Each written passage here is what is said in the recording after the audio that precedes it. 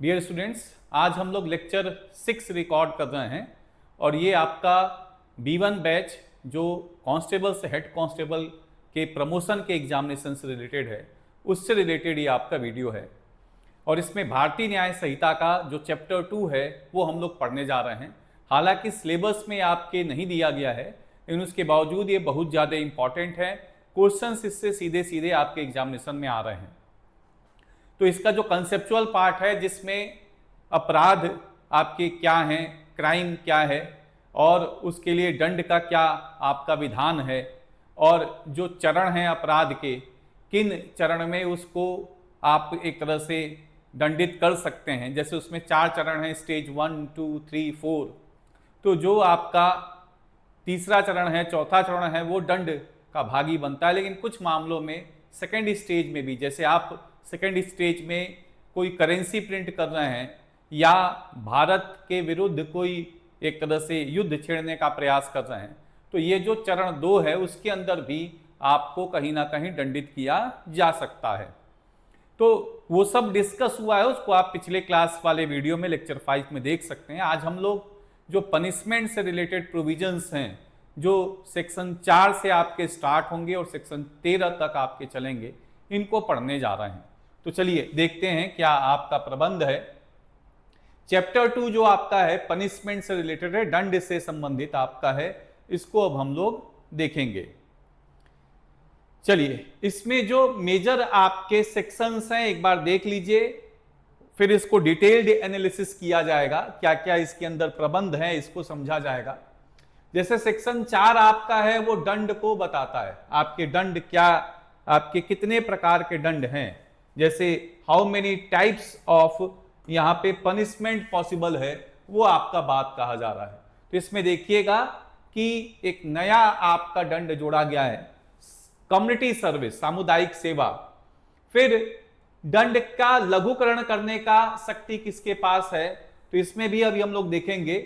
Generally central government केंद्रीय विधि से संबंधित, स्टेट गवर्नमेंट राज्य विधि से संबंधित आपके लघुकरण कर सकता है, ये बात आपको देखना है। फिर यहां पे अगला जो प्रबंध है वो है fractions of terms of punishment, दंड अवधियों को भिन्न से संबंधित, अंशों से संबंधित आपका है, जिसमें लाइफ इंप्रिजनमेंट को कैलकुलेट करने के लिए 20 इयर्स का समय सीमा लिया जाता है। हालांकि आजीवन कारावास सामान्यतः माना जाता है कि किसी व्यक्ति के पूरे प्राकृतिक जीवन तक होगा, लेकिन जब हम उसमें किसी आपके क्षमा की बात कर रहे हैं, लघुकरण की बात कर रहे हैं, पेरोल की बात कर रहे हैं, अच्छे व्यवहार पे उसको पहले ही रिहा करने की बात कर रहे हैं, तो उसमें जब लाइफ इंप्रिजनमेंट हम देखेंगे तो वो 20 वर्ष माना जाएगा।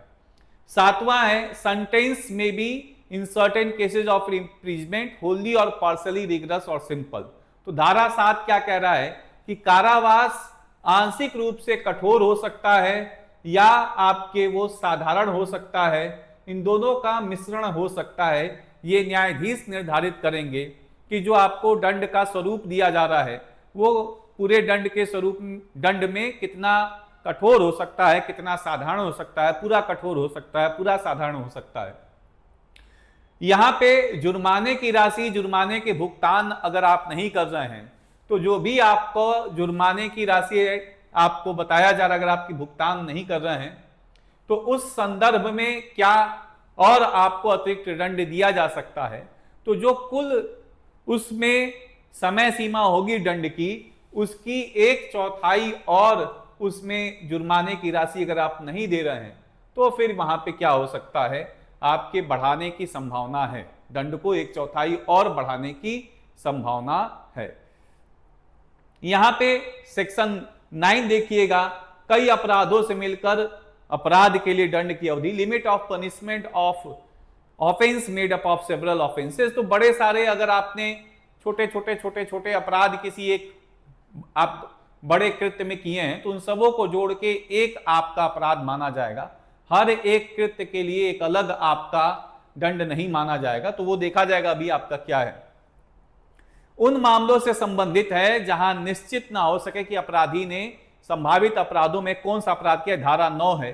तो यहां पे जो अगर आपके न्यायाधीश ये निश्चय ही नहीं कर पा रहे हैं कि अपराध किस प्रकृति का है, तो वहां पे आप देखिएगा कि क्या आपने संभावित क्या अपराध किया है। तो वहां पे अगर आप ये बात देखिएगा तो दंड का जो सबसे कम आपका प्रबंध होगा, न्यूनतम जिसमें दंड की संभावना होगी, जिस आपके प्रावधानों के अंदर, धाराओं के अंदर, वो आपको दिया जाएगा। सॉलिटरी कन्फाइनमेंट, एकांत कारावास आपका होता है। तो ये कुछ अपराधियों के लिए हो सकता है, उसमें कुछ कंडीशंस हैं, जैसे एक बार में अधिकतम 14 दिनों से ज्यादा एकांत कारावास नहीं हो सकता, ये अभी देखा जाएगा। फिर एकांत कारावास की सीमा ये भी आपका है, और पूर्व दोष सिद्धि के बाद कुछ अपराधों के लिए बढ़ाया गया दंड। तो अगर कोई ऐसा अपराध है जिसमें 3 वर्ष से ज्यादा की सजा है और बार बार आप वो कर रहे हैं, तो इसमें लाइफ इंप्रिजनमेंट भी हो सकता है, 10 वर्ष का भी दंड हो सकता है। तो ये अभी देखा जाएगा और डिटेल में क्या प्रबंध है उसको समझने का प्रयास किया जाएगा। चलिए अब देखते हैं जो पहला आपका सेक्शन है, चैप्टर 2 ऑफ भारतीय न्याय संहिता। ये आपके धारा 4 से धारा 13 तक दंड के बारे में बात करता है। तो इसमें जो 4 आपका धारा है वो क्या कह रहा है, ये 6 प्रकार के आपके दंड का निर्धारण करता है, जो अलग अलग परिस्थितियों में आपकी दी जा सकती है। इसमें एक है मृत्यु दंड। मृत्यु दंड किन मामलों में दिया जाएगा? मृत्यु दंड आपके rare of the rarest case में दिया जाएगा, दुर्लभ से दुर्लभतम मामलों में मृत्यु दंड आपका आरक्षित होता है। जैसे हत्या हो गया, आतंकवाद आपका हो गया, बलात्कार हो गया, उसमें मृत्यु दंड की संभावनाएं हैं। आजीवन कारावास आपका क्या है? ये दूसरे प्रकार का है, दोषी की प्राकृतिक जीवन तक जो शेष अवधि बची रहती है तब तक के लिए कारावास आपका है, जब तक इसको कम ना किया जाए। कम किया जाए तो कम हो सकता है। कारावास अगेन 2 प्रकार के हैं। अगर आप देखिएगा, एक कठोर कारावास जिसमें कठिन श्रम करवाया जाता है, और एक साधारण कारावास। फिर आप चौथा जो दंड का स्वरूप यहां पे बताया गया है वो संपत्ति की जब्तीकरण, फोरफीचर ऑफ प्रॉपर्टी। आप देख सकते हैं कि सब संपत्ति की जब्तीकरण आपका होता है, जिसमें वित्तीय अपराधों या राज्य के विरुद्ध अपराधों के लिए आपका होता है। फिर जुर्माने, आपके आर्थिक दंड की भी संभावनाएं होती हैं। फिर सामुदायिक सेवा, जो मामूली आपके कहा जाएगा कि अपराध हैं, या आप कह सकते हैं कि किसी को रीस्टोर करना है, मतलब छोटा मोटा अपराध कर दिया तो वहां पे आपको बिना किसी वेतन के कोई कार्य करवाया जाएगा जो समाज के लाभ के लिए हो। तो ये एक तरह से आप देख सकते हैं सामुदायिक सेवा, एक नए प्रकार का दंड आपका जोड़ा गया है। सामुदायिक सेवा इन मामलों में लागू होता है। ये सवाल आपका बन सकता है, 6 मामलों में सामुदायिक सेवा का प्रबंध आपका बताया गया है। लोक सेवक द्वारा अवैध व्यापार, जो हमारे पब्लिक सर्वेंट्स होते हैं, अगर ये आपके अनलॉफुल ट्रेडिंग कर रहे हैं तो वहां पे आप देख सकते हैं कि ये प्रबंध लागू हो सकता है। किसी घोषणा के जवाब में उपस्थित नहीं होना, जैसे आपको नॉन अपीयरेंस कर रहे हैं, कोई आपको एक तरह से कहीं पे उपस्थित होना है, न्यायालय ने बुलाया है उपस्थित होने के लिए, या किसी मामले में उपस्थित होना है, वहां पे आप नहीं हो रहे हैं, तो लोक सेवक को विवश करने के लिए आत्महत्या का प्रयास, मतलब लोक सेवक को कोई कार्य करने के लिए आप उसको विवश करने के प्रयास में आत्महत्या का प्रयास कर रहे हैं। पहली बार अपराध करने वालों के लिए छोटी चोरी, जो आपके 5,000 से कम की छोटी चोरी होगी, उसमें यह आपका लग सकता है। शराब के नशे में धुत व्यक्ति द्वारा सार्वजनिक स्थान पे दुर्व्यवहार अगर किया जा रहा है, misbehaviour, misconduct in public by a drunk person, आप देख सकते हैं, और डिफेमेशन, मानहानि में ये लागू होता है। तो 6 बातों पे आपका लागू होता है जो सामुदायिक सेवा है। यह खंड विशुद्ध रूप से परिशोधनात्मक न्याय से हटकर नए आपराधिक कानून में सुधारात्मक तथ्यों को शामिल करने का प्रयास कर रहा है। तो पहले जैसे हम लोगों ने पढ़ा है कि दंड के कई स्वरूप हैं, जैसे उसमें आप देखिएगा एक रिट्रीब्यूटिव जस्टिस है। रिट्रीब्यूटिव जस्टिस का मतलब क्या है? एन आई फॉर एन आई, आंख के बदले आंख। अगर आपने किसी का आंख फोड़ा तो न्याय आपका आंख फोड़ेगी, मतलब न्याय का दंड इतना होना चाहिए कि जितना आपने अपराध किया उतना है, उतनी के अनुपात में आपको दंड दिया जाना चाहिए। एक डेटरेंट थ्योरी होता है। डेटरेंट थ्योरी क्या कहता है कि जितना अपराध किए उससे ज्यादा दंड दो, ताकि समाज में भय की भावना पैदा हो, लोग अपराध ना करें। जैसे किसी ने एक आदमी का हाथ काटा तो आप उसके दोनों हाथ काट दीजिए। न्याय यह कहता है कि अगर किसी ने एक आदमी का आंख फोड़ा तो दूसरे जिसने आंख फोड़ा उसको दोनों हाथ फोड़ दो। ये डेटरेंट थ्योरी होता है, डर पैदा करने के लिए आपकी एक तरह से आपका होता है। फिर प्रिवेंटिव थ्योरी है कि अपराध को करने से रोक दिया जाए, तो वहां पे ये सब थ्योरीज आपके काम करते हैं। लेकिन यहां पे रिफॉर्मेटिव थ्योरी को ले आने का प्रयास किया जा रहा है। सुधारात्मक आपके सिद्धांत पे आधारित है। जो गांधी जी का प्रिंसिपल है वो कहते हैं an eye for an eye will make the whole world blind. आंख के बदले अगर आंख लिया जाए तो सारा विश्व ही अंधा हो जाएगा। तो वहां पे ये हम सामुदायिक सेवा की बात आपके कर रहे हैं, जिसमें रिट्रीब्यूटिव जस्टिस के जगह पे रिफॉर्मेटिव एलिमेंट्स को ले आने का प्रयास कर रहे हैं, इसलिए सामुदायिक सेवा आपके आया है। अब चलिए कुछ इसमें प्रश्न देखते हैं जो आपके क्वेश्चंस आ सकते हैं। क्वेश्चंस बड़े आसान होंगे। भारतीय न्याय संहिता की धारा 4 के अंतर्गत निम्नलिखित में से किसे सजा के नए स्वरूप के रूप में पेश किया गया है? ये आपको मालूम है, मृत्युदंड, छोटे अपराधों के लिए जुर्माना, सामुदायिक सेवा, एकांत कारावास। तो सामुदायिक सेवा है जो कि आपकी धारा 4 में जोड़ा गया है। बीएनएस के किस अध्याय में दंडों का वर्णन है? तो ये जो आपके अध्याय है वो देखिएगा, जो 2 आपका है, ये देख आपका है कि जो अध्याय 2 है उसके अंदर आपके बात कही गई है। अध्याय 1 में क्या है? प्रारंभिक नाम, कमेंसमेंट कब लागू होगा उसके संदर्भ में बात कहा गया है। फिर यहां पे आप देखिएगा जो क्वेश्चन 3 है, बीएनएस की धारा 4F के अंतर्गत सामुदायिक सेवा को शामिल किया गया है। इसका मुख्य उद्देश्य निम्नलिखित है। गंभीर आपराधिक अपराधों के संदर्भ में आपका बताया गया है। दूसरा, छोटे मोटे अपराध के संदर्भ में। तीसरा, केवल महिला अपराधियों के लिए। चौथा, उपरोक्त में से कोई नहीं। आंसर होगा छोटे मोटे अपराधों के संदर्भ में। मानहानि हो गया, 5000 से कम का कोई आपका चोरी किया गया है, ठीक है, तो ये बात आप देख सकते हैं, छोटे मोटे अपराधों के संदर्भ में है।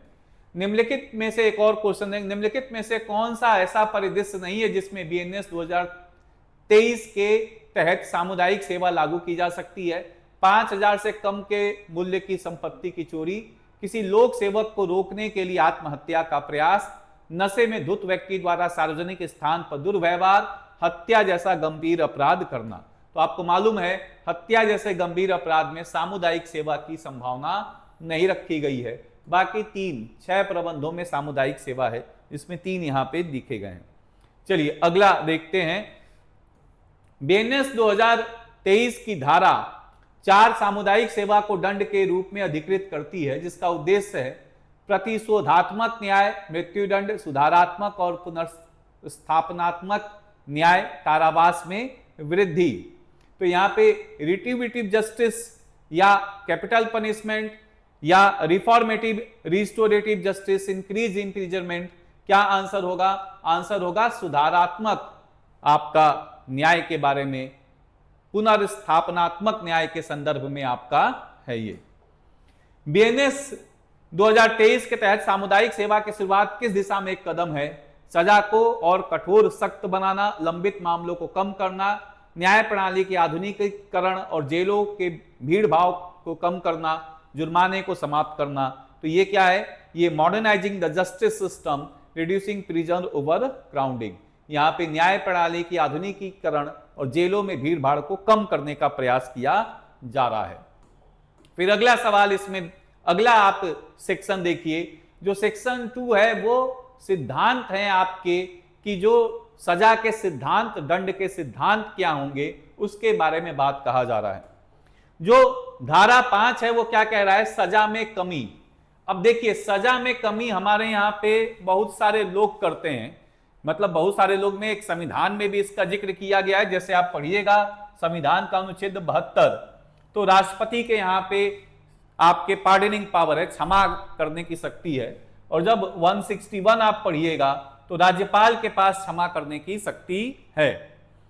लेकिन यहां पे उनके क्षमा करने की बात नहीं की जा रही है, यहां पे केंद्र सरकार और राज्य सरकार के पास भी शक्तियां होती हैं जिसके अंतर्गत क्षमा कर सकते हैं वो। तो सेंट्रल गवर्नमेंट और स्टेट गवर्नमेंट भी क्या कर सकते हैं, क्षमा कर सकते हैं। इसके संदर्भ में बात किया जा रहा है।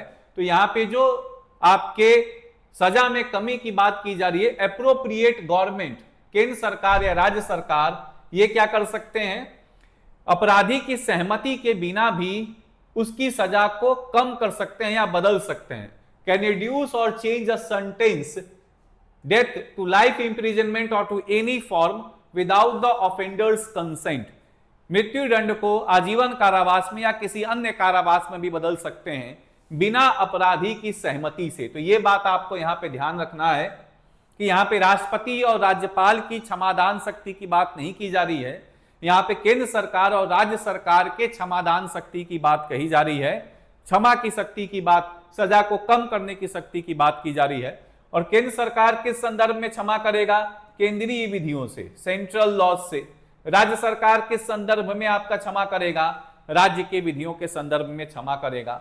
यहां पे एक और महत्वपूर्ण बात है, अपराधी की सहमति से कोई लेना देना नहीं है। यहां पे एक और बात है कि डेथ सेंटेंस को आप लाइफ इंप्रिजनमेंट में कन्वर्ट कर सकते हैं या किसी अदर आप फॉर्म्स में भी कर सकते हैं। साधारण कारावास, समय सीमा भी कम कर सकते हैं, संभावनाएं हैं, लेकिन पूर्ण रूप से क्षमा करने की शक्ति राष्ट्रपति के पास है। चलिए देखते हैं इसमें। अब बीएनएस 2023 की धारा, क्वेश्चंस देखते हैं। धारा 5 के तहत अपराधी की सहमति के बिना मृत्युदंड या आजीवन कारावास की सजा को कम करने का अधिकार किसके पास है, सर्वोच्च न्यायालय, उच्च न्यायालय, उपयुक्त सरकार, केवल राष्ट्रपति। तो यहां पे आप देखिएगा कि धारा 5 के अंतर्गत अपराधी की सहमति के बिना ही मृत्युदंड को या आजीवन कारावास की सजा को कम करने की शक्ति है उपयुक्त सरकार के अंदर, जो भी आपका एप्रोप्रिएट गवर्नमेंट है। अगला देखिए 2023 की धारा, बीएनएस की 2023 की धारा 5 भारतीय दंड संहिता 1860 से। अभी देखिए तो रिलेटिव क्वेश्चन है, 54 है इसका, सीधे सीधे आंसर देख लीजिए, फैक्चुअल आपका क्वेश्चन है। बीएनएस की धारा 5 के अनुसार मृत्युदंड को किस प्रकार कम किया जा सकता है, केवल आजीवन कारावास में, केवल 14 वर्ष की कैद में, संहिता द्वारा निर्धारित किसी भी दंड में, केवल जुर्माने में। मृत्युदंड को किसी भी प्रकार में आपका परिवर्तित किया जा सकता है, संहिता द्वारा निर्धारित किसी भी दंड में, to any punishment provided by the Sanhita. ये आप देख रहे हैं। तो ये बात आपका है जो बोला जा रहा है। अगला देखिए, बीएनएस की धारा 5 के संबंध में निम्नलिखित में से कौन सा कथन सत्य है, आजीवन कारावास को कम करने के लिए अपराधी की सहमति आवश्यक है, मृत्युदंड को आजीवन कारावास या किसी कम सजा में बदलने की अनुमति देना, यह केवल महिलाओं द्वारा किए गए अपराधों पर लागू होता है, यह सजा कम करने की शक्ति को केवल राष्ट्रपति तक सीमित रखता है। ऑप्शन क्या होगा इसमें बेस्ट, इसमें मृत्युदंड को आजीवन कारावास या किसी कम सजा में बदलने की अनुमति देना, यह बात आपका है। तो ये धारा 5 में निम्नलिखित में से आपका ये बात सत्य है कि मृत्युदंड को क्या कर सकता है, allows commutation of death sentence to imprisonment for life or to any other lesser punishment. यहां पे आपको मालूम है कि अपराधी की सहमति की आवश्यकता नहीं है, केवल महिलाओं के लिए नहीं है, सबके लिए है। सजा कम करने की शक्ति राष्ट्रपति तक ही सीमित नहीं है, राष्ट्रपति की सजा करने की, कम करने की शक्ति 72 में है, राज्यपाल की 161 में। यहां पे देखिएगा राष्ट्रपति राज्यपाल से संबंधित प्रावधान दूसरा है, ये नहीं है। तो ये बात आप देख रहे हैं। धारा 5 में बीएनएस के अंतर्गत उपयुक्त सरकार में शामिल है, क्या क्या शामिल है, केंद्र सरकार और राज्य सरकार दोनों। यह इस बात पर निर्भर करता है कि अपराध किसकी कार्यकारी शक्ति लागू होती है। तो ये आप अभी देखे ही हैं, both the central government and the state government depending on which executive power extends to the offence. तो ये पॉइंट आपका है। चलिए अगला देखते हैं हम लोग, जो धारा 6 है, फ्रैक्शंस ऑफ टर्म्स। ये आप देख रहे हैं कि यहां पे अवधि के भिन्न, या आप कह सकते हैं कि सजा में अवधि के अंशों की गणना करने की बात आपकी कही जा रही है। Calculating fractions of punishment, the imprisonment of life is record as equivalent to 20 years. तो यहां पे सजा की अंशों की गणना करने के लिए आजीवन कारावास को 20 वर्ष के बराबर माना जाता है। तो भारतीय न्याय संहिता 2023 धारा 6 में सजा की अवधि के अंशों की गणना का प्रावधान है। इसमें विशेष रूप से निर्धारित किया गया है कि सजा की अवधि के अंशों की गणना करते समय आजीवन कारावास को 20 वर्ष के कारावास के समतुल्य माना जाएगा, जब तक कि अन्यथा प्रावधान ना हो। तो यहां पे सिंपली देखिए, जब हम नॉर्मली हम लोग पढ़ते हैं तो वहां पे बोला जाता है आजीवन कारावास। इसका मतलब होता है किसी भी व्यक्ति के प्राकृतिक जीवन से संबंधित है, ये natural life of that person. जब तक वो जिंदा है तब तक उसको जेल रहेगा, 20 वर्ष का कंसेप्ट नहीं है। लेकिन जब हम किसी विधि के अंदर क्षमा की बात कर रहे हैं, उसकी सजा को कम करने की बात कर रहे हैं, तो यहां पे आजीवन कारावास जब देखा जाएगा और उसमें अगर मान लीजिए उस विधि के अंदर या सरकारी आदेश के अंदर बोला जा रहा है कि जो भी व्यक्ति अपनी सजा का 1/3 सजा पूरा कर लिया है तो उसको इसमें आपके सजा में माफी मिल सकती है, या आपके आधा सजा पूरा कर लिया उसको क्षमा में माफी मिल सकती है। तो यहां पे जब हम 1/3 कैलकुलेट करने का प्रयास करेंगे, आधा कैलकुलेट करने का प्रयास करेंगे आजीवन कारावास में, तो ये आजीवन कारावास में 20 वर्ष माना जाएगा। नहीं तो यहां पे तो आजीवन कारावास अगर पूरे जीवन के लिए ही है तो कब तक कोई जिंदा रहेगा, उसका समय कैलकुलेट करके फिर उसको क्षमा देना, सजा कम करना, प्रैक्टिकली पॉसिबल नहीं है। इसलिए आपके क्षमा या सजा को कम करने को सुसंगत बनाने के लिए आजीवन कारावास की जो सीमा ली गई है धारा 6 के अंदर, वो 20 वर्ष ली गई है। अन्यथा साधारणतः जब हम आजीवन कारावास कहते हैं तो वो किसी व्यक्ति के प्राकृतिक जीवन से संबंधित होता है, नेचुरल लाइफ से संबंधित होता है। जब तक वो जिंदा है तब तक वो जेल में रहेगा, अगर किसी को आजीवन कारावास के लिए दंड मिला है। लेकिन जब हम यहां पे इसमें धारा 5 के संदर्भ में सजा को कम करने की बात कर रहे हैं, तो वहां पे जब हम आपके आजीवन कारावास को देखने का प्रयास करेंगे तो वो 20 वर्ष ही माना जाएगा, ये बात बोला जा रहा है। अन्यथा कोई और प्रावधान ना हो, ये बात बोला जा रहा है। अब की एक्सपेक्ट्स क्या, उद्देश्य क्या है? उद्देश्य इसका यही है कि न्यायाधीशों और कानूनी पेशेवरों को सजा में छूट, आनुपातिक सजा या आंशिक दंड की गणना करते समय एक स्पष्ट गणितीय ढांचा प्रदान किया जाए। तो जब भी आपके एक मैथमेटिकल फ्रेमवर्क प्रोवाइड किया जाए जजेज को या लीगल आपके प्रैक्टिशनर्स को, जब वो क्षमा मांगने के लिए, रिमिशन मांगने के लिए आपके एक तरह से याचना करें, तो वहां पे आपका एक गणितीय ढांचा प्रदान हो, मैथमेटिकल फ्रेमवर्क प्रदान हो। आजीवन कारावास की परिभाषा आंशिक गणना के प्रयोजनों के लिए, उदाहरण के लिए सजा का 1/3 या आधा भाग भुगतान आजीवन कारावास को 20 वर्ष माना जाता है। चलिए अब नेक्स्ट इसमें कुछ क्वेश्चंस देखे जाएं।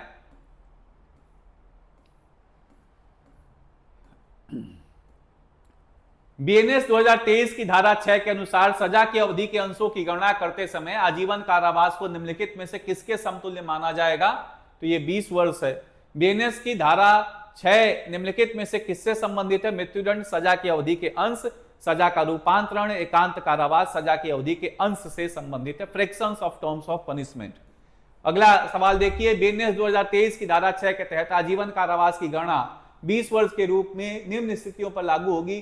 केवल हत्या के मामले में केवल तभी जब कोई विशेष कानून ऐसा कहता होगा, जब तक अन्यथा प्रावधान ना हो। यहां पे और बिना किसी अपवाद के आजीवन कारावास में सभी मामलों पे। यहां पे क्या बात बोला जा रहा है?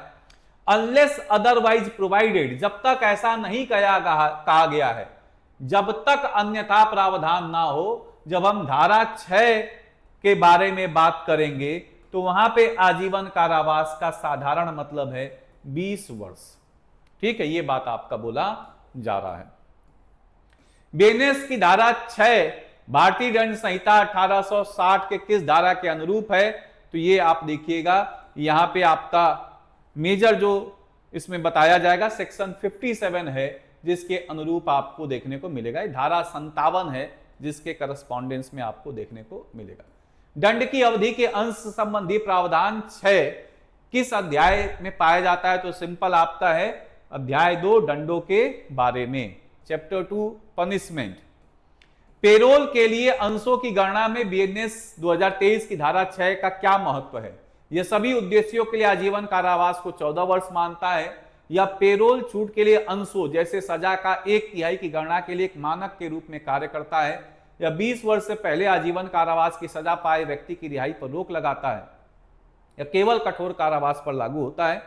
तो ये आप देखिएगा, it acts as a standard for calculating fractions 1/3 of a sentence for parole remission. ये आपका बी होगा, पेरोल छूट के लिए अंशों जैसे 1/3 की गणना करने के लिए इसका उपयोग किया जाता है। चलिए नेक्स्ट देखिए, अब nature of punishment. Nature of punishment क्या है? सिंपली आप देख रहे हैं कि न्यायालय क्या कर सकता है? न्यायालय किसी व्यक्ति को कठोर कारावास दे सकता है, साधारण कारावास दे सकता है, पूरा का पूरा कठोर कारावास दे सकता है, पूरा का पूरा साधारण कारावास दे सकता है, इन दोनों का मिश्रण भी दे सकता है। यही बात आपका बोला जा रहा है। तो कुछ भी ऐसा नहीं है, आपके एक तरह से कारावास की प्रकृति है। इसमें सवाल देखिए क्या आपका है, धारा 7 के तहत उन मामलों में जहां अपराधी को कारावास की सजा दी जा सकती है जो कठोर या साधारण दोनों प्रकार की हो सकती है, न्यायालय को यह निर्देश देने का विवेक है कि कारावास निम्न प्रकार का हो: पूर्णतः कठोर, पूर्णतः साधारण, आंशिक रूप से कठोर, आंशिक रूप से साधारण, उपरोक्त सभी। आंसर क्या होगा?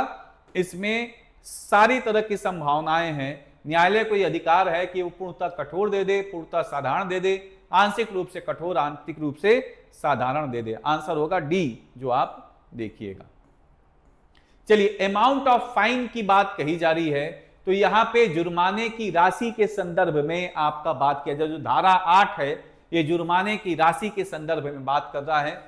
यदि कोई राशि निर्दिष्ट नहीं है तो जुर्माना असीमित हो सकता है, लेकिन अत्यधिक नहीं होना चाहिए। तो यहां पे बोला जा रहा है कि मैक्सिमम हो सकता है कि आपका मामलों में जुर्माना बताया गया हो, लेकिन अगर कई सारे ऐसे मामले होते हैं जहां न्यायाधीश खुद जुर्माना तय करते हैं पीड़िता को देख के, और जो आपका क्राइम किया उसको देख के, उसकी इकोनॉमिक स्टेटस, इकोनॉमिक पोजीशन को देख के आपके निर्धारित होता है कि क्या जुर्माना होगा। तो यहां पे जब राशि निर्दिष्ट नहीं है, जब आपके फाइन सम एक्सप्रेस नहीं कि कितना जुर्माना होगा, तो जुर्माना असीमित हो सकता। असीमित क्यों? क्योंकि जो पीड़िता है उसकी स्थिति देख के, उसके डिपेंडेंट हैं, बच्चे हैं, और क्या है, नौकरी पेशा है, फाइनेंशियली क्या पोजीशन है, जिसने अपराध किया है, अगर मान लीजिए बहुत सारे ऐसे मामले हैं, तो अपराध किया उसकी क्या आपके फाइनेंशियल स्टेटस है, तो वहां पे आपका देख के न्यायाधीश निर्धारित करता है कि जुर्माने की क्या स्थिति होगी, क्या आपका होगा। ये असीमित हो सकता है, लेकिन अत्यधिक नहीं होना चाहिए, अनुपातिक होना चाहिए, तार्किक होना चाहिए। ये बात आपका बोला जा रहा है। तो अमाउंट ऑफ फाइन, जब कोई राशि निर्दिष्ट नहीं है, सम एक्सप्रेस्ड नहीं है, fine can B unlimited, but it should not be irrational, it should not be excessive. जुर्माने ना भरने पे कारावास, यदि जुर्माना या सामुदायिक सेवा का भुगतान निष्पादन नहीं किया जाता है, न्यायालय मूल सजा के अतिरिक्त कारावास का आदेश दे सकता है। तो यहां पे court can order extra imprisonment, simple or rigorous, in addition to the substantive sentence. जो दंड दिया गया उसके अलावा आपको और यहां पे कारावास हो सकता है, साधारण या कठोर। देखिए इसमें क्या बात बोला जा रहा है, अगर जुर्माना 5,000 से 5,000 तक का है, तो अधिकतम आपका जो सजा हो सकता है वो 2 महीने का हो सकता है। जुर्माना अगर 10,000 तक का है तो अधिकतम सजा 4 महीने का हो सकता है। अन्य मामलों में अधिकतम सजा 1 साल से तक का हो सकता है। अब अनुपातिक रिहाई की भी संभावना है। जैसे मान लीजिए कि किसी ने जुर्माना नहीं भरा और जुर्माने के एवज उसका सजा था 5 साल और 50,000 जुर्माना, उस जुर्माना नहीं आपका भरा, तो जुर्माना नहीं भरा तो मान लीजिए कि 5 साल के साथ साथ अब क्या हो सकता है यहां पे, अन्य मामलों में जिसमें जुर्माना 10,000 से ऊपर होगा तो 1 साल और सजा बढ़ जाएगी, 6 साल इसकी सजा बढ़ जाएगी। ये बात बोला जा रहा है।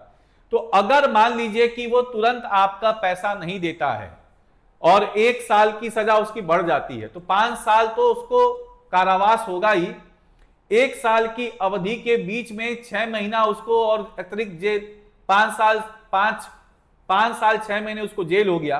6 महीने के बाद अगर वो आंशिक पैसा जो 25,000 रुपए है वो दे देता है तो उसको छोड़ दिया जाएगा। तो यही बात बोला, अनुपातिक रिहाई, प्रोपोर्शनल रिलीज कहा जा रहा है। यदि जुर्माने का एक हिस्सा चुका दिया जाता है तो कारावास अनुपातिक रूप से समाप्त हो जाएगा। जैसे किसी व्यक्ति को 5 साल 50,000 जुर्माना है तो 5 साल तो उसको कारावास होगा ही। अगर ये 50,000 नहीं दे रहा तो 1 साल और इसका कारावास बढ़ेगा, जो बोला जा रहा है अन्य मामलों में अधिकतम 1 वर्ष की सजा होगी, तो टोटल 6 वर्ष की सजा हो जाएगी। अब मान लीजिए कि 5 साल सजा पूरा हो गया, अब 6वां साल चल रहा है, 6वें साल में 6 महीने तक सजा उसने काटा, उसके बाद आपका 50,000 का वो 25,000 अगर दे देता है तो 6 महीने के बाद उसको रिहा कर दिया जाएगा। वसूली अवधि, जुर्माना सजा सुनाने के 6 साल के भीतर कारावास की अवधि के दौरान वसूली की जा सकती है।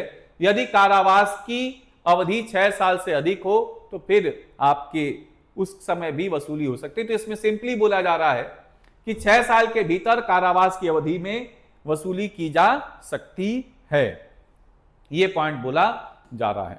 ठीक है, और अगर 6 वर्ष से ज्यादा की किसी को सजा दी गई है तो फिर उस समय में भी वसूली हो सकती है। अब देखिए प्रश्न क्या आपका है, बीएनएस 2023 की धारा 8(1) के तहत यदि कानून में जुर्माने की अधिकतम राशि निर्दिष्ट नहीं है तो अपराधी पर लगाए जाने वाले जुर्माने की राशि का क्या प्रतिबंध है। जुर्माना 10,000 रुपए से अधिक नहीं होना चाहिए, राशि यह सीमित है लेकिन अत्यधिक नहीं होनी चाहिए, जुर्माना आर्थिक लाभ से दुगना तक सीमित होना चाहिए, जुर्माना मजिस्ट्रेट द्वारा निर्धारित किया जाना चाहिए।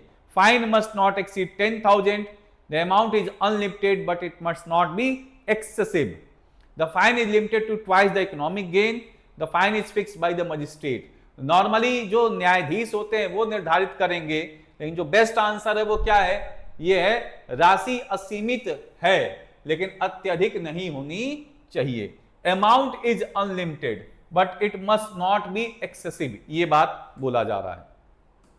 चलिए नेक्स्ट क्वेश्चन देखते हैं। बीएनएस 2023 की धारा 8 के अनुसार सजा सुनाए जाने के बाद जुर्माना लगाने की अधिकतम समय सीमा क्या है। तो maximum time limit within which a fine can be levied after the sentence has been passed. आपने देखा अधिकतम समय सीमा क्या है, 3, 5, 6, कोई समय सीमा नहीं है, यह सीमा बताया गया 6 वर्ष के भीतर।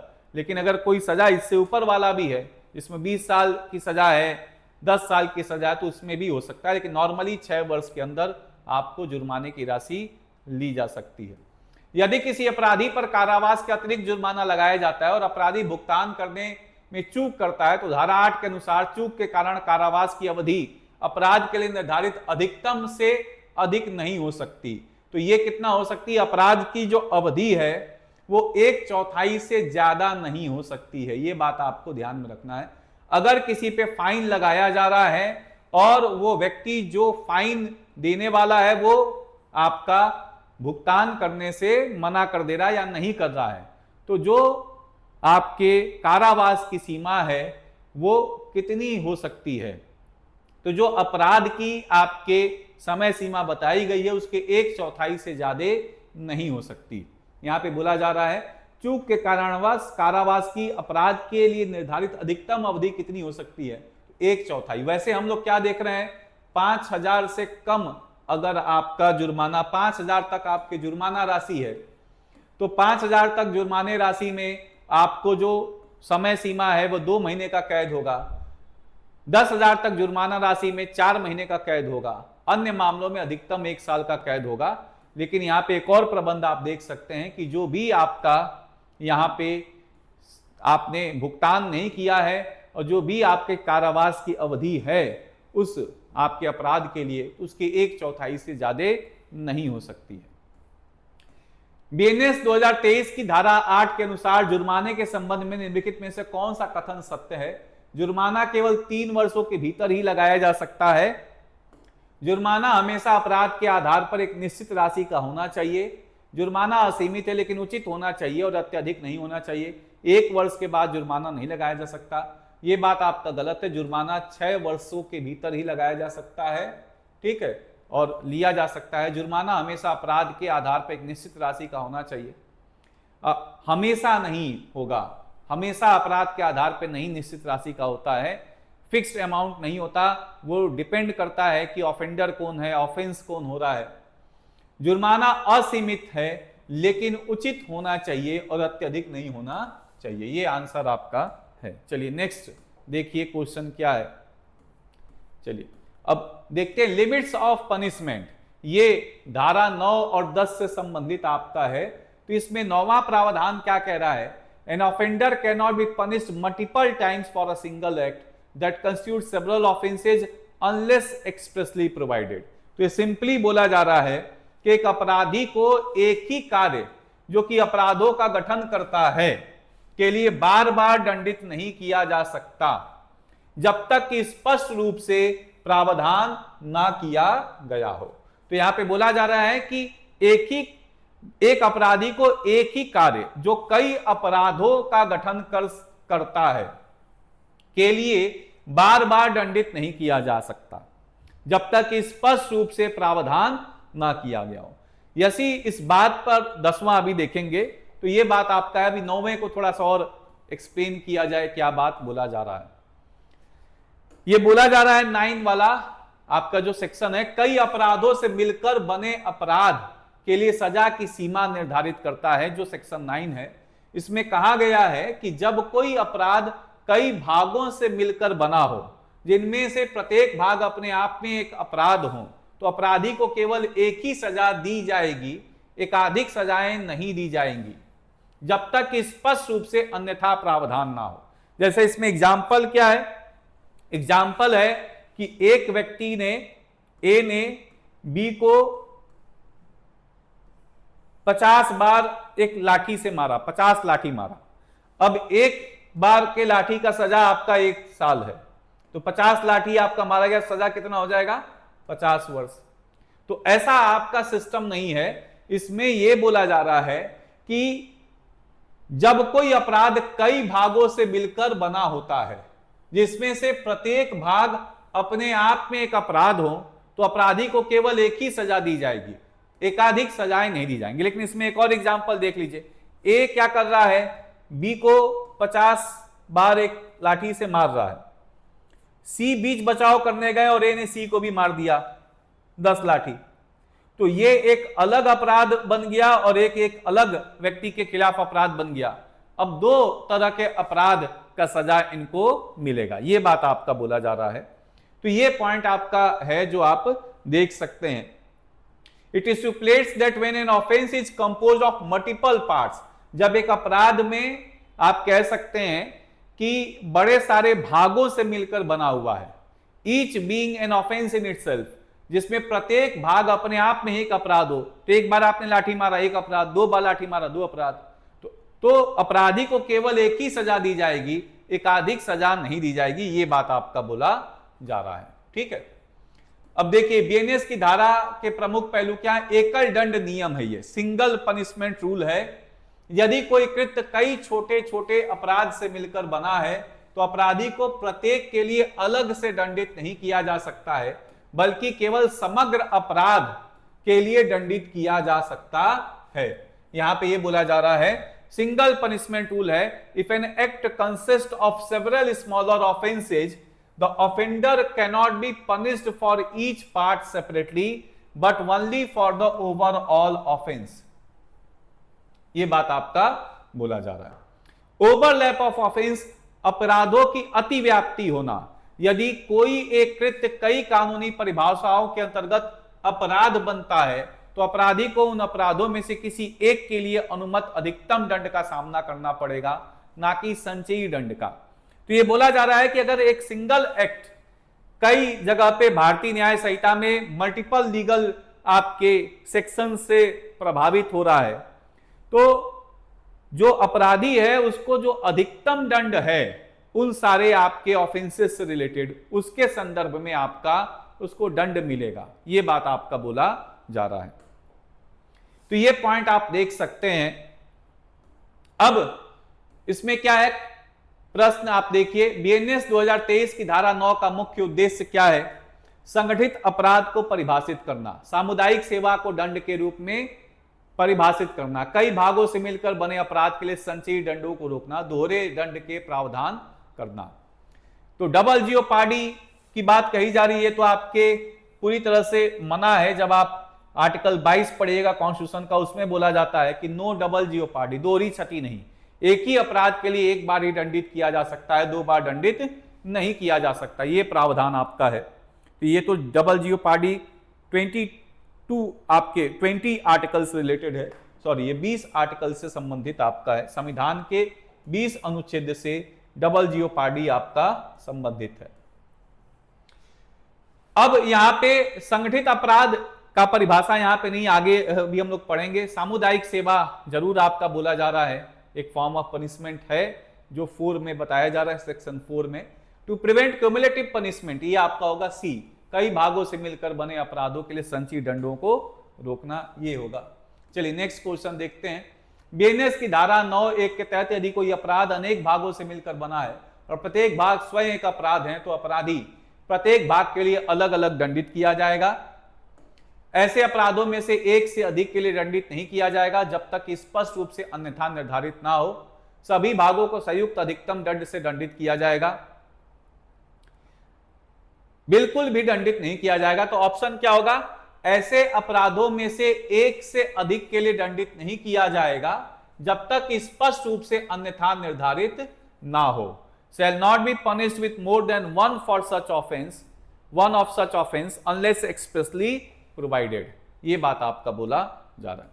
चलिए अगला, ए ने जेड को लाठी से 50 कोड़े मारे, मतलब 50 कोड़े मारे। बीएनएस की धारा के अनुसार ए को निम्न के लिए दंडित किया जा सकता है: स्वेच्छा से चोट पहुंचाने से 50 अलग अलग अपराध, पूरी पिटाई के लिए केवल 1 दंड, 25 अपराध प्रत्येक अपराध के लिए 2 कोड़े, हत्या के प्रयास का दंड। ऑप्शन क्या होगा इस पे?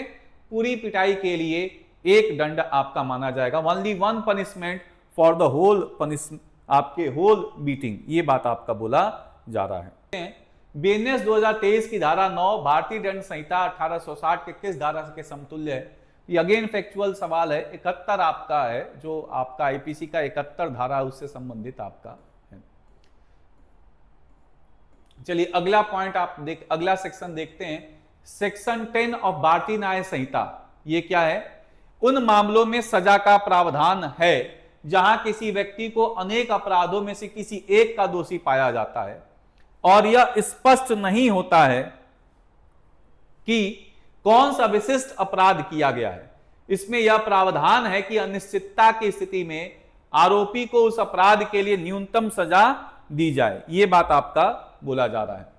तो यहां पे जब अपराधी नहीं समझ में आ रहा है कि कौन सा अपराध है, स्पष्ट ही नहीं हो पा रहा है, तो यहां पे ये प्रावधान है कि अनिश्चितता की स्थिति में आरोपी को जो न्यूनतम सजा है वो आपका दिया जाएगा, ये पॉइंट है। की एक्सपेक्ट्स क्या है? की एक्सपेक्ट्स इसमें अगर आप देखिएगा तो संदिग्ध दोष सिद्धि है। न्यायालय को यह स्पष्ट नहीं हो पा रहा कि इसका दोष क्या है। दूसरा, न्यूनतम दंड का सिद्धांत है। जब आप स्पष्ट नहीं कर पाएंगे कि क्या दंड है, तो यहां पे न्यूनतम दंड आपका लागू होगा, आपके लोएस्ट पनिशमेंट प्रिंसिपल काम करेगा। पर्पज क्या है?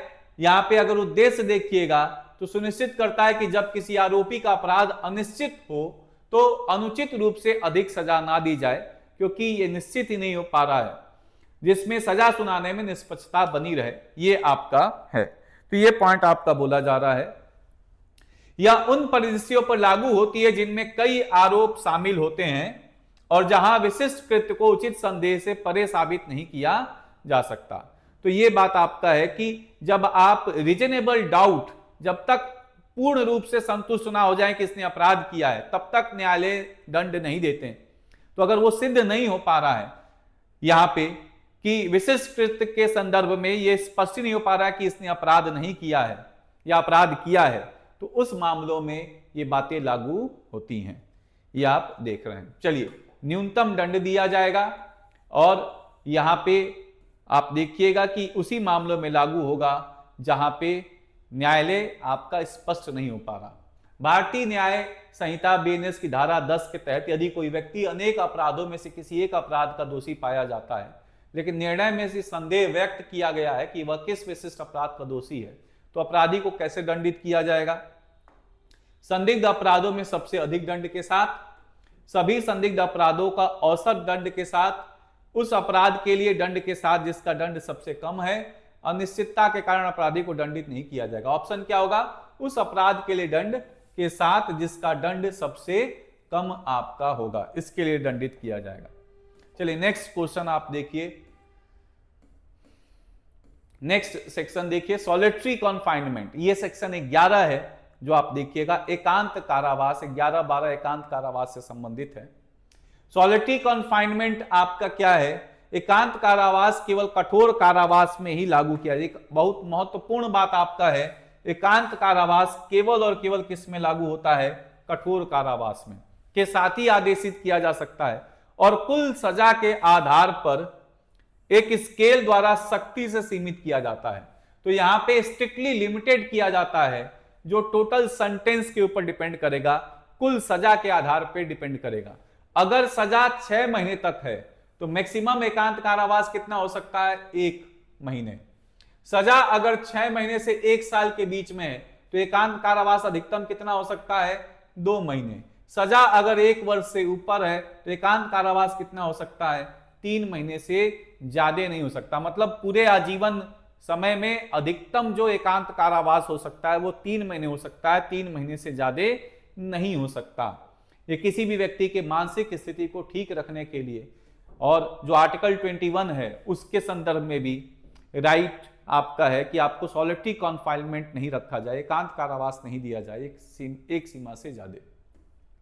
भारतीय न्याय संहिता की धारा 11 के तहत यदि किसी दोषी को 8 महीने से कठोर कारावास की सजा सुनाई गई है तो अधिकतम कितने समय के लिए एकांत कारावास हो सकता है? 1 महीने, 2 महीने, 3 महीने, 4 महीने, अधिकतम होगा 2 महीने। 6 महीने से अगर कम कठोर कारावास है तो एकांत कारावास 1 महीने। 6 महीने से 1 साल है, एकांत कारावास 2 महीने। अगर आपके देखिएगा कि 1 वर्ष से ज्यादा है तो अधिकतम आपका 3 महीने, ये बात बोला जा रहा है। लेकिन अगर यहां पे 1 साल से ज्यादा आप देखिएगा 6 महीने से ज्यादा होगा तो भी एक बार में 7 दिनों से ज्यादा नहीं हो सकता। चलिए अभी देखेंगे वो। बीएनएस की धारा 11 के तहत 1 वर्ष से अधिक की सजा के लिए एकांत कारावास की अधिकतम सीमा क्या है? 3 महीने आपका अधिकतम हो सकता है। 2 महीने, 3 महीने, 4 महीने, 6 महीने, अधिकतम 3 महीने हो सकता है। 3 महीने से ज्यादा नहीं हो सकता। भारतीय न्याय संहिता की धारा 11 के तहत यदि किसी दोषी को 8 महीने के कठोर कारावास, तो आप देख ही लिए हैं,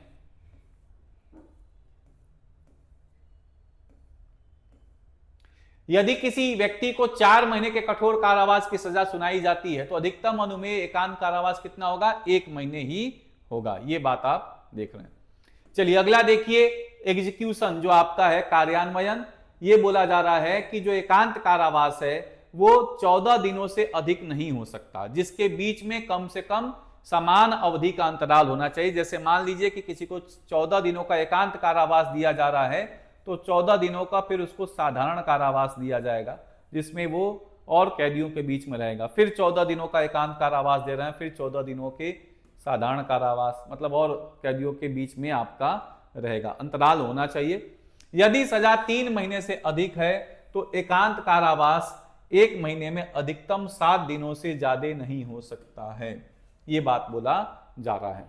तो ये पॉइंट आपका है, यह एक बार में 14 दिनों से अधिक नहीं हो सकता, जिसके बीच कम से कम समान अवधि के अंतराल होना चाहिए। 14 दिन का अगर एकांत कारावास है, 14 दिन का आपका और आपके जो प्रिजनर्स उनके साथ रहना है। यदि सजा 3 महीने से अधिक है तो एकांत कारावास प्रति महीने 7 दिनों से अधिक नहीं हो सकता। यह बात आपका बोला जा रहा है। ठीक है।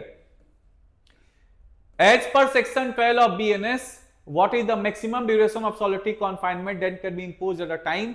तो एक बार में अधिकतम जो आपके एकांत कारावास है वो 14 दिनों तक हो सकता है। अगर सजा 3 महीने से ऊपर है कठोर कारावास की तो 7 दिनों तक 1 महीने में हो सकता है।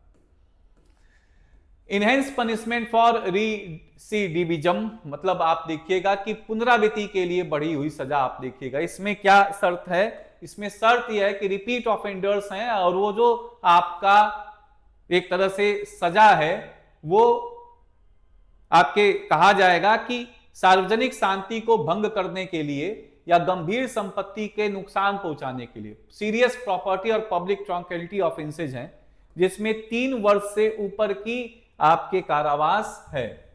तो इसमें अगर दोबारा आप इस एक तरह से अपराध का पुनरावृत्ति करते हैं तो आपको लाइफ इंप्रिजनमेंट हो सकता है या 10 वर्ष की सजा हो सकती है। ये बात आपका बोला जा रहा है। तो चलिए, इनहेंस्ड पनिशमेंट फॉर आपके रेसिडिविज्म मतलब पुनरावृत्ति अगर आप कर रहे हैं, इसमें क्वेश्चन देखिए, बीएनएस 2023 की धारा 13 में निम्नलिखित में से किससे संबंधित प्रावधान है? पहली बार अपराध करने वाले के लिए दंड, पिछली सजा के बाद कुल अपराधों के लिए बढ़ा हुआ दंड, छोटे मोटे अपराधों के लिए सामुदायिक सेवा, सामान्य अपवाद। तो ये enhanced punishment for certain offences after previous conviction, ये आप देख सकते हैं कि पिछली सजा के बाद कुछ अपराधों के लिए बढ़ा हुआ दंड आपका है। बीएनएस की धारा 13 के तहत यदि कोई व्यक्ति किसी अपराध का दोषी पाया जाता है जो संहिता के किन अध्यायों के अंतर्गत दंडनीय है और जिसे पहले भी उसे अपराध के लिए दोषी ठहराया जा चुका है, तो ये बेसिकली देखिएगा, ये अभी आगे आएगा जो आप लोग इसको पढ़िएगा। ये थोड़ा सा एक बार और आगे पढ़ लें हम लोग तो इसको देखेंगे, जिसमें आपका बोला जा रहा है कि ये जो आपके लोक सेवाओं के वैधानिक अधिकार का अवमानना या अध्याय आपके 17 संपत्ति के विरुद्ध अपराध है, जो ऊपर अभी देखा गया है। तो एक तरह से आप देख रहे हैं, इसमें ऑप्शन होगा जो आपका लोक सेवाओं के विरुद्ध आपका देखने को मिलेगा, person is liable for punishment, जो आपका ये वाला ऑप्शन होगा चैप्टर 10 और चैप्टर 17। तो ये अभी आगे देखा जाएगा। धारा 13 के अनुसार पिछली सजा के लिए बढ़ी हुई सजा लागू होने के लिए पिछली सजा की अवधि निम्न में से कितनी होनी चाहिए? तो पिछली सजा की अवधि 6 महीने, 1 वर्ष, 2 वर्ष, निम्न कितनी होनी चाहिए? 3 वर्ष या उससे अधिक होनी चाहिए। तो 3 ईयर्स और अपवर्ड्स। अगला देखिए, धारा 13, दूसरी बार दोष सिद्धि के तहत दोषी पाए जाने वाले व्यक्ति के निम्नलिखित में से किस प्रकार की सजा दी जा सकती है? तो ये आजीवन कारावास, 10 वर्ष तक का कारावास दोनों हो सकता है। ये बात आपका बोला जा रहा है, ए एंड बी बोथ। फिर बीएनएस की धारा 13 भारतीय दंड संहिता के किस धारा से समरूप आपका है? अगेन ये फैक्चुअल सवाल आप देखिएगा जो आपका यहाँ पे देखने को मिल रहा है। ये 75 आपका धारा है जिससे समरूप आपको देखने को मिलेगा। तो आज के लिए इतना ही। फिर नेक्स्ट क्लास में इसके आगे के कुछ सेक्शन डिस्कस किए जाएंगे। एप्लीकेशन पे सारे वीडियोज और उसके मल्टीपल चॉइस क्वेश्चंस आप लोगों को मिल जाएंगे। जो लोग इंटरेस्टेड हैं वो एप्लीकेशन आपका डाउनलोड कर सकते हैं। प्ले स्टोर पे वेदांगा इंस्टीट्यूट के नाम से आपको एप्लीकेशन मिलेगा। और अगर कोई डाउट है तो आप इस आपके कॉन्टैक्ट नंबर पे संपर्क कर सकते हैं जो कोचिंग का कॉन्टैक्ट नंबर है। तो आज के लिए इतना ही, फिर अगले क्लास में मिलते हैं। धन्यवाद।